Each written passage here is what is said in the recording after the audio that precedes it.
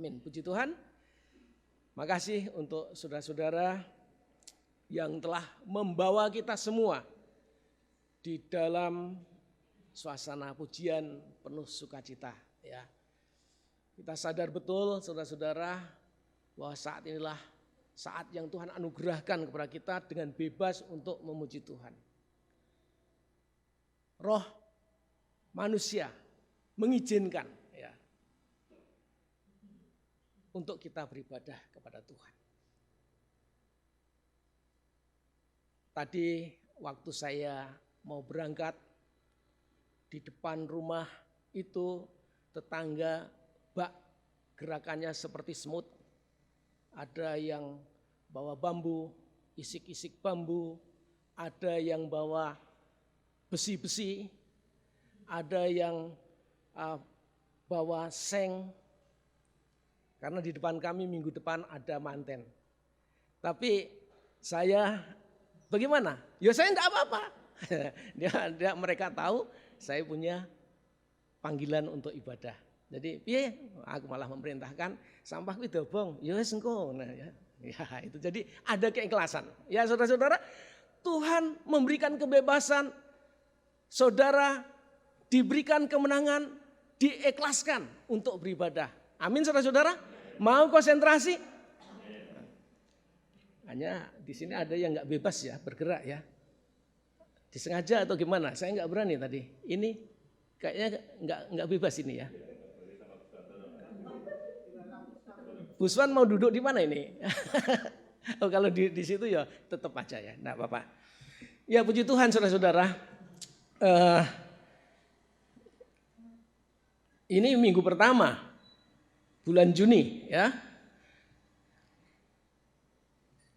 Betul minggu pertama ini ya. Minggu pertama ya saudara-saudara. Kemarin minggu kelima. Suasana pencurahan Roh Kudus. Pentakosta belum lama kita peringati.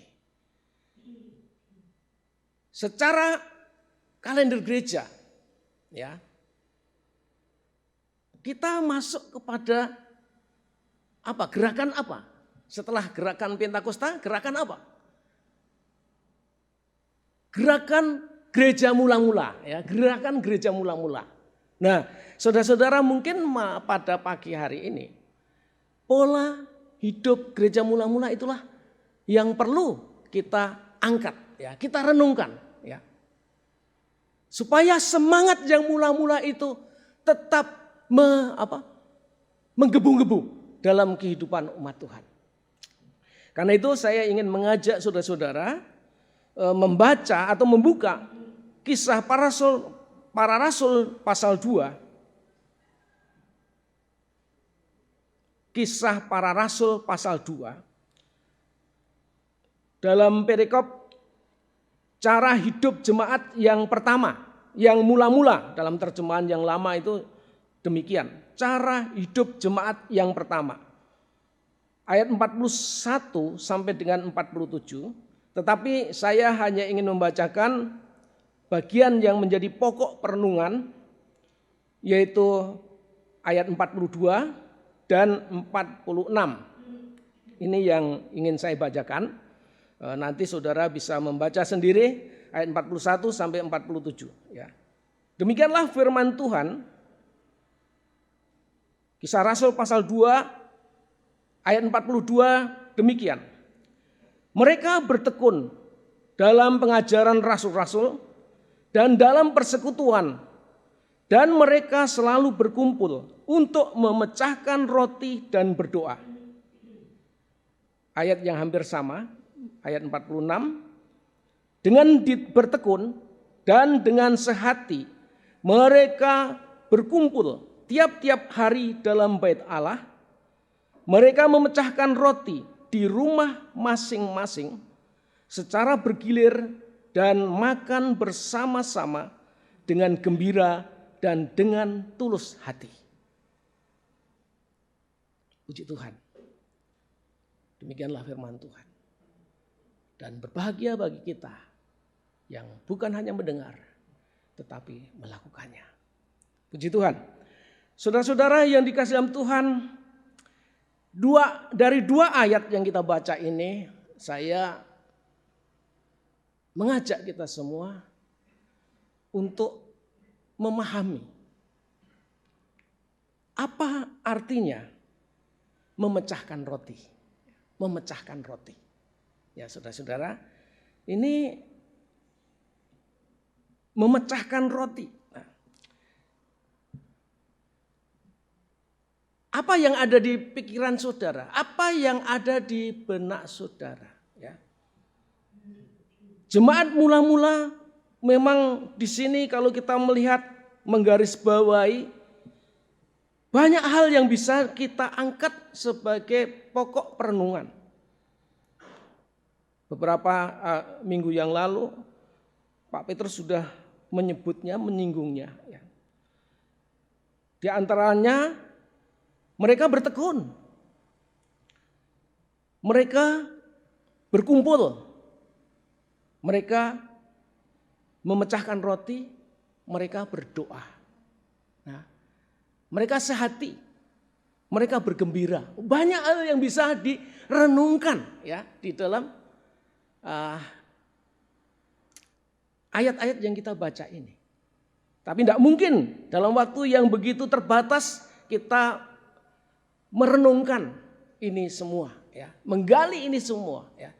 Oleh karena itu saya cenderung untuk membatasi. Untuk pagi hari ini, mari kita mengerti apa artinya memecahkan roti. Saudara-saudara, sebagaimana apa yang saya tanyakan tadi, apa yang ada di benak saudara? Berbicara tentang roti yang dipecahkan oleh para murid.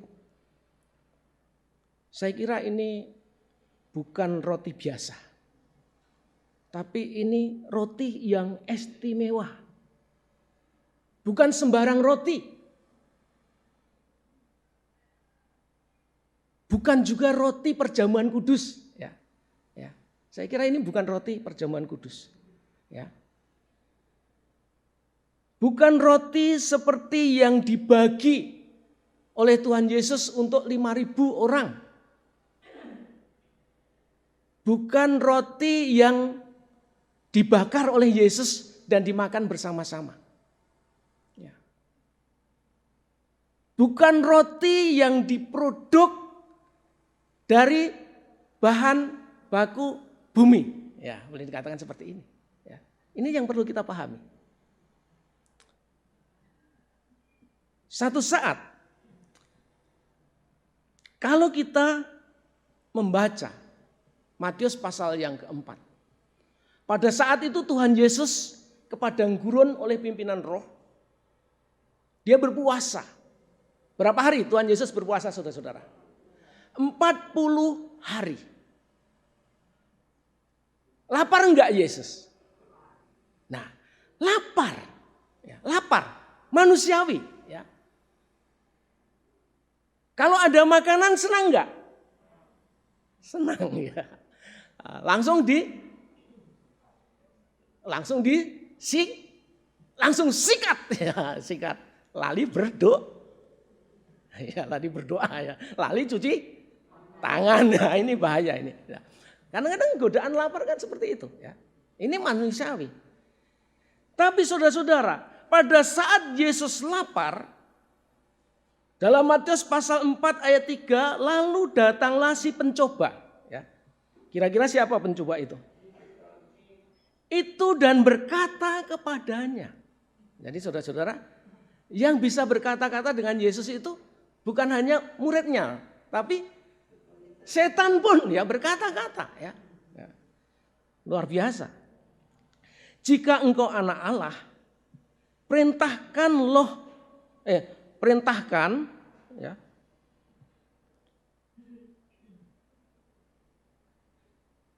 Perintahkanlah supaya batu-batu ini menjadi roti. Ya. Ya ini ya. Jika engkau anak Allah, perintahkanlah supaya batu-batu ini menjadi roti. Kira-kira Yesus bisa enggak saudara-saudara? Ini kehebatan Tuhan Yesus. Diketahui sebelum umat Tuhan, sebelum murid-murid tahu. Iblis sudah tahu. Kalau dia itu mampu. Benda mati bisa diperintah, bisa bergerak. Batu bisa diperintah. Batu punya telinga, saudara-saudara. Itu ya. Di hadapan Allah, dia punya telinga. Kalau anak Allah yang memerintahkan, batu itu bisa taat, saudara-saudara. Iblis tahu, jikalau engkau anak Allah, perintahkanlah batu-batu ini menjadi roti. Supaya engkau makan tidak lapar, selamat dari rasa lapar. Kira-kira masuk akal enggak, saudara-saudara? Baik enggak itu? Ya, baik enggak saran dari iblis ini? Ya sekilas, sepintas baik, saudara-saudara. Ya. Baik. Ya. Engkau kan kuasa. Engkau anak Allah, engkau bisa memerintahkan apa saja. Benda mati, benda hidup bisa kau perintahkan. Tidak ada yang tidak taat. Dalam hatinya, kecuali saya. Saudara-saudara, tapi bagaimana jawab Yesus di Matius pasal 4 ayat 4? Tetapi Yesus menjawab, ada tertulis, manusia hidup bukan dari roti saja, tetapi dari setiap firman yang keluar dari mulut Allah. Jadi di sini saudara-saudara, dari jawaban Yesus ini ada tertulis manusia hidup bukan dari roti saja, tetapi dari setiap firman yang keluar dari mulut Allah. Dalam konteks saat itu, makanan utama masyarakat Timur Tengah, murid-murid Yesus bersama Yesus dan orang-orang Yahudi pada saat itu makanan utama apa, saudara-saudara? Gandum yang dibuat jadi roti, jadi makanan utama. Dan dengan makan itu mereka pasti hidupnya secara manusiawi memang terpelihara dengan baik. Ya, karena itu makanan utama. Ya. Kalau kita makanan utama nasi dibuat dari beras. Ya. Sehingga seringkali wis makan opo-opo ning nek rumah makan nasi kata aku rung mangan. Itu kan seringkali kan terjadi. Ya itu. Padahal nasi itu racun, saudara-saudara. Betul enggak? Kadar gulanya tinggi banget gitu ya. Nah, kurangi nasi lemes. betul Pak, jujur ini memang apa. Saudara-saudara yang dikasih Tuhan. Dengan nasi semangat ya. Apalagi tambah kopi. Ya, yang penggemar kopi tapi saudara-saudara yang dikasih Tuhan. Memberikan semangat, memberikan hidup. Tapi Yesus saat itu melawan arus. Manusia hidup tidak hanya oleh roti saja. Tetapi apa? Tetapi dari setiap firman yang keluar dari mulut Allah. Jadi di sini kita bisa mendapatkan satu jawaban. Roti yang dipecahkan oleh para murid. Roti yang sesuai dengan tema memecahkan roti. Roti yang dipecahkan oleh para murid di sini bukan roti biasa. Tetapi roti yang membawa pemikiran, alam pikiran, alam umat yang percaya pada saat itu adalah firman Allah. Nah, ada salah satu kalimat mereka bertekun di dalam pengajaran rasul-rasul. Saya berpikir saudara-saudara, belum lama mereka berpisah dengan Yesus. Belum lama mereka terima pencurahan Roh Kudus.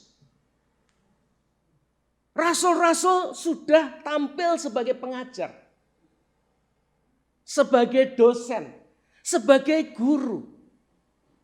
Banyak orang yang belajar. Mereka bertekun pada pengajaran rasul-rasul. Kira-kira apa yang diajarkan oleh rasul itu? Nah, saudara-saudara, saya sempat berpikir, kira-kira apa yang diajarkan? Apa pemuritan yang dilakukan oleh Yesus itu sudah sampai para murid itu ditabiskan, kamu menjadi guru, kamu menjadi pengajar. Tapi jemaat mula-mula mereka sudah bertekun di dalam pengajaran rasul-rasul. Saya kira di sini apa yang diajarkan oleh rasul-rasul di sini, yang digeluti, yang dipikirkan, yang diotak-atik. Ya. Ini bukan roti biasa. Tapi ini adalah firman Allah. Firman Allah. Karena manusia hidup bukan hanya oleh roti saja, tetapi oleh setiap firman yang keluar dari mulut Allah. Nah, dan ini menghidupkan. Siapa yang pagi ini sebelum apa-apa sudah baca firman Tuhan? Jawabannya pasti sibuk. Saya setiap hari masih ingat kata-kata awal pertama. Saya percaya pada Tuhan, saya masuk pada pembentukan, ya. Bagaikan bejana siap dibentuk, ya. Salah satu pembentukan adalah aturan no Bible, no breakfast. Ya. Tahu artinya? Sebelum menikmati firman Tuhan, tidak menikmati kopi, tidak menikmati roti, tidak menikmati sarapan pagi. Walaupun hanya sedikit. Tapi itu sudah menjadi budaya yang menyenangkan, saudara-saudara. No Bible, no breakfast. Tidak makan sesuatu sebelum menyantap makanan jiwa, makanan roh. Dan itu menghidupkan.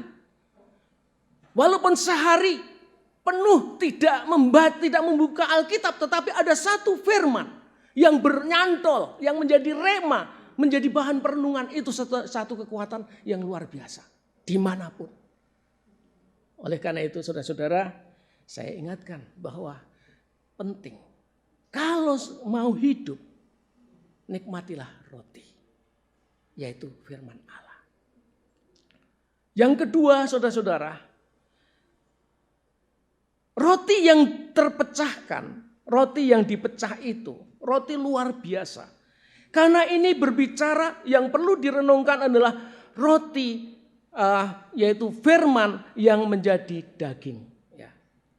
Ini di dalam Injil Yohanes pasal 1, ya, ayat yang ke-14. Firman itu telah menjadi manusia dan diam di antara kita. Firman menjadi daging. Jadi saya yakin betul roti yang dipecahkan oleh para murid. Orang-orang yang percaya mereka sehati memecahkan roti di bait Allah ataupun di rumah masing-masing. Ya. Dan mereka makan bersama-sama. Ini adalah roti yang telah menjadi daging, yaitu manusia Yesus. Itu yang direnungkan.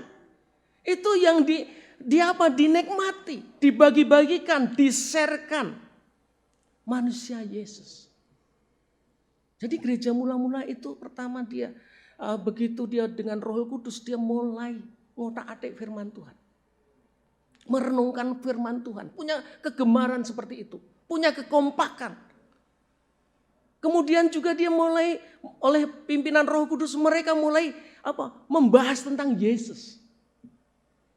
Yesus yang pernah diam bersama-sama mereka. Baik di rumah Allah, di bait Allah pada saat mereka berkumpul, atau mereka di rumah masing-masing. Mereka mulai membahas Yesus. Saya bersyukur sekali saudara-saudara. Banyak jiwa-jiwa ditambahkan. Karena apa? Sekarang ini Yesus dibahas saudara-saudara. Ada saudara-saudara kalau malam itu, kalau di HP itu gereja YouTube. Ya. Itu kadang-kadang saya tidurnya lali saudara-saudara. Karena saya mengikuti itu ya, mengikuti. Sederhana sekali, siapa Yesus? Apakah betul Yesus itu Allah? Wah, ini cuma dibahas kayak gitu aja ya, dasar sebenarnya. Tapi banyak orang yang akhirnya menemukan jalan kebenaran di dalam Yesus. Itu dibahas. Nah, saudara-saudara, manusia Yesus itulah yang bagikan roti. Karena Yesus sendiri menyatakan bahwa siapakah dirinya itu. Siapa? Sinten Gusti Yesus itu. Yesus. Kalau kita membaca di Injil Yohanes, ini tadi saya referensikan dari Injil ya. Injil Yohanes pasal yang ke-6 ayat 3 mulai dari ayat 32. Dikatakan bahwa roti yang diberikan Bapa, roti yang benar dari surga, itu berbeda. Kontradiksi roti yang dari batu. Iblis menawarkan, kalau anak Allah perintahkanlah batu-batu ini menjadi roti supaya kamu kenyang, supaya kamu tidak lapar. Tapi jawab Yesus apa? Roti yang dari surga. Roti yang diberikan Bapa bagi kita. Nah, saudara-saudara, puji Tuhan. Kalau kita gemar firman Tuhan, menikmati setiap hari, sama dengan kita menikmati roti dari surga, saudara-saudara. Ampuh enggak? Nutrisinya gede enggak, saudara-saudara, roti dari surga itu? Itu. Mari kita mulai menikmati itu ya. Kita diingatkan, roti dari surga itu diberikan oleh Bapa. Dan roti dari surga itu siapa? Yesus. Dia mengatakan bahwa ayat yang ke-35 dari Injil Yohanes pasal yang ke-6 itu. Akulah roti hidup. Barang siapa datang kepadaku, ia tidak akan lapar lagi. Inilah kesaksian Yesus. Akulah roti hidup. Barang siapa datang kepadaku, ia tidak akan lapar lagi. Ayat 41 ya, Yohanes 6 ayat 41. Akulah roti yang telah turun dari surga. Ya saudara-saudara, akulah roti yang telah turun dari surga.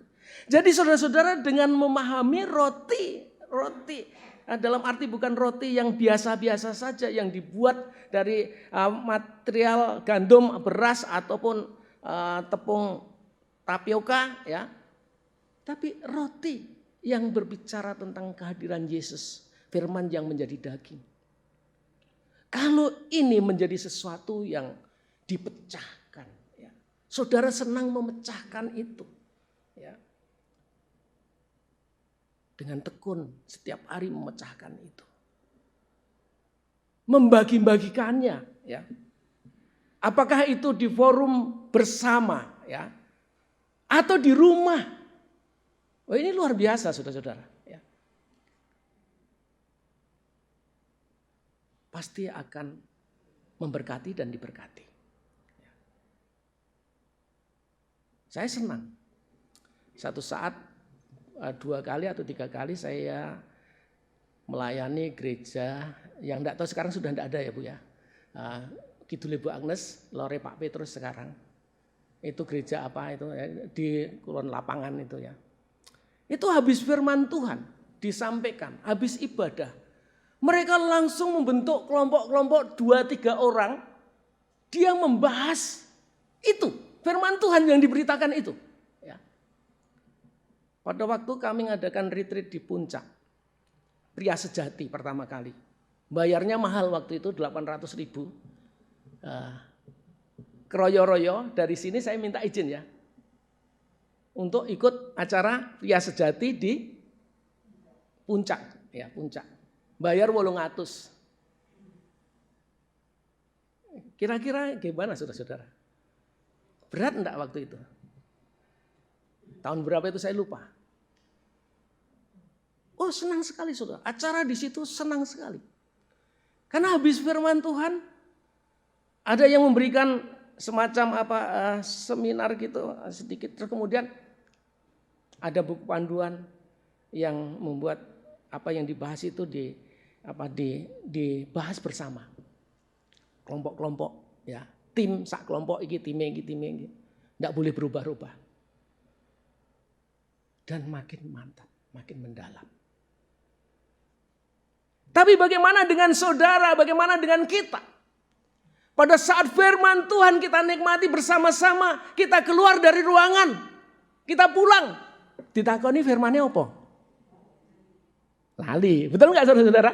Ini bloko suto, ya bloko suto, gampang lali. Nah, ada baiknya, ya itu baik. Semangat yang menghidupkan, roti yang terpecahkan, roti yang mereka pecahkan baik di rumah masing-masing ataupun di ruang di tempat berkumpul bersama-sama di bait suci.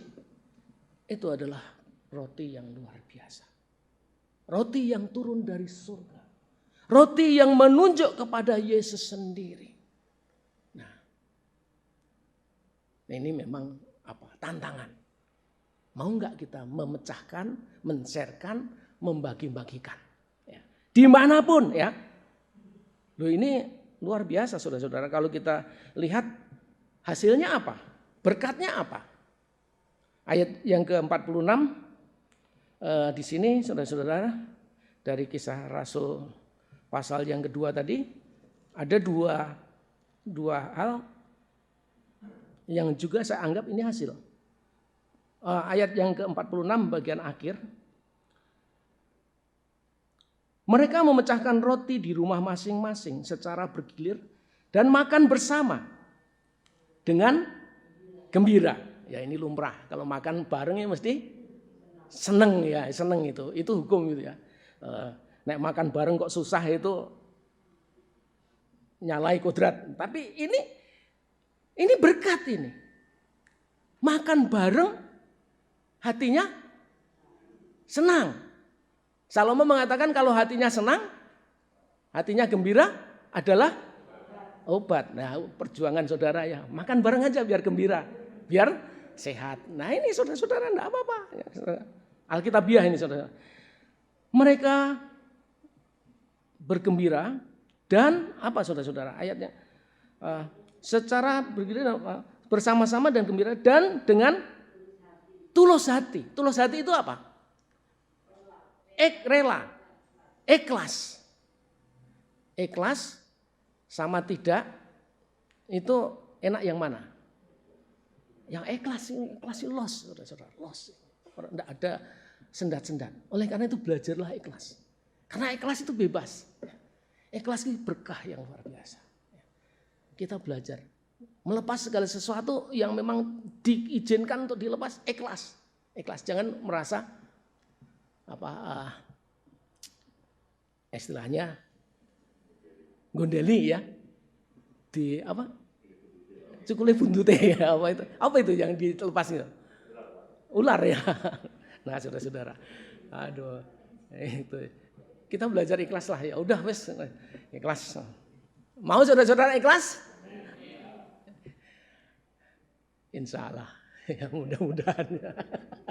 Tapi belajar gitu itu tantangan ini, tantangan. Karena ikhlas ini membuat hati itu senang, ya, membuat hidup semangat nih saudara-saudara. Saya tadi senang sekali berangkat meninggalkan banyak orang karena saya melihat hati mereka itu ikhlas itu. Ikhlas enggak gedumel itu. Wah, ono kerja bakti kok malah melayu piye. Saya buka kanunya jaketnya, tahu saya pakai pakaian ini jadi mereka tahu persisnya. Jadi saya dekati mereka ngomong-ngomong sebentar, dia pakai pakaian ini. Mulai telat loh, ada yang mengatakan gitu. Ya saudara-saudara yang dikasihi Tuhan, ini sesuatu hal yang ikhlas itu membuat hati itu gembira. Dan saudara-saudara berkat yang lain apa saudara-saudara? Mari kita sedikit yang tidak kita baca tadi. Sambil memuji Allah dan mereka disukai semua orang dan tiap-tiap hari Tuhan menambah jumlah mereka dengan orang yang diselamatkan. Ini berkah. Berkah di samping hati yang gembira, hati yang los tadi ikhlas, bebas ya. Mereka memuji Allah. Nah ini saudara-saudara, bisa memuji Allah itu berkah bukan saudara-saudara? Angel loh saudara-saudara ya. Kalau ndak ada berkah itu kon nyanyi. Ya. Nyuwun pangapunten Pak Tujono. Wau nyanyi mboten Pak? Menyanyi. Wonten dalem. Wah puji Tuhan. Puji Tuhan. Nyanyi. Pak Yermi mengatakan kadang-kadang cuma senandung. Lebih baik los nek nyanyi. Nyanyi los saudara-saudara. Ini memang nanti kalau los itu akhirnya bisa menilai dirinya sendiri ya. Oh, suaraku kok pales ya, suaraku kok blero-blero itu. Ya itu saudara-saudara kadang-kadang itu. Tapi untuk los gitu saudara-saudara. Kalau bukan anugerah, bukan berkah, angel saudara-saudara. Apalagi pikirannya sedang ruwet, kon nyanyi piye saudara-saudara. Nah, tapi inilah satu mau berkah yang dari Tuhan itu, dari roti surgawi itu. Salah satu berkahnya adalah memuji Tuhan.